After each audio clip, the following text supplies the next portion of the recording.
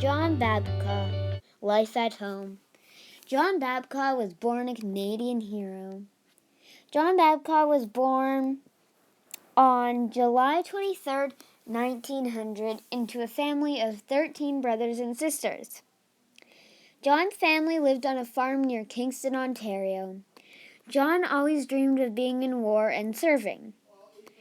Sadly, John's father died after a tree-cutting accident when John was only 6 years old. School was never considered for John. Instead, he enjoyed fishing, swimming, and hunting. John always dreamed of being in war and serving his country, Canada. A dream come true. In the next year, John's dream came true. Next, he joined the 146th Battalion, a large body of troops of Canadian Expeditionary Force. After that, he got sent to Quebec. The people that worked there then discovered that he was underage. He was only 15, and the age you have to be is 18. Sadly, John got turned down by the company commander. John was now on his way to serve his country in the Great War. Going to the Great War. John is now in Halifax. When he was in Halifax, he was sent to the Wellington Barracks, place where he sleeps and gets ready. Here, John loaded large army vehicles and also dug ditches. After that, he volunteered for the Royal Canadian Regiment when 50 recruits were called on by claiming his age was 18. However, he was only 16. That meant he was going to the Great War. The Great War. He was going to the war. They then placed John in a reserve, a group of people to help.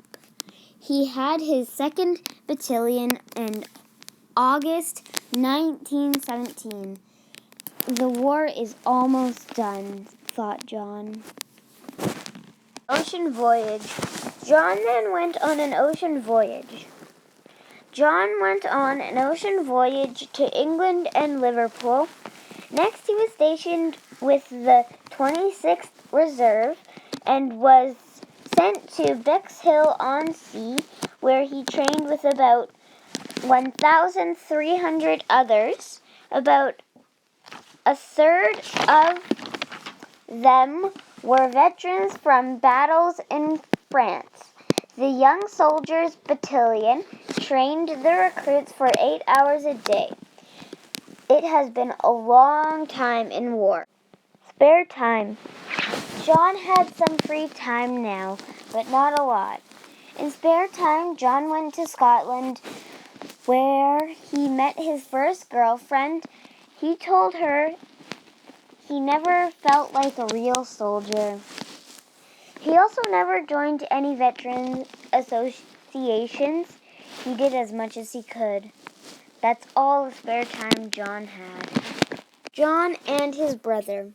John and his brother were both in war. John's brother Manly became part of the war after John and served with the engineers. Manly suffered a nervous breakdown after war. This, in John's eyes, was one of many psychological problems. That means problems with the brain. Life after war. After war, John moved to the USA, then received $750 from the Canadian Army. He became a USA citizen in 1946 after serving in the U.S. Army and receiving the rank sergeant, second highest. By doing this, he lost his Canadian citizenship. That was his move to the USA. World War II and after. Time for World War II. He spent World War II in the USA Army, and his duty station was Fort Lewis, located in Tacoma, Washington. At age 65, he became a pilot in the USA Army.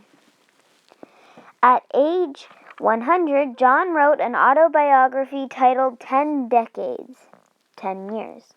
John had one son named Jack Jr.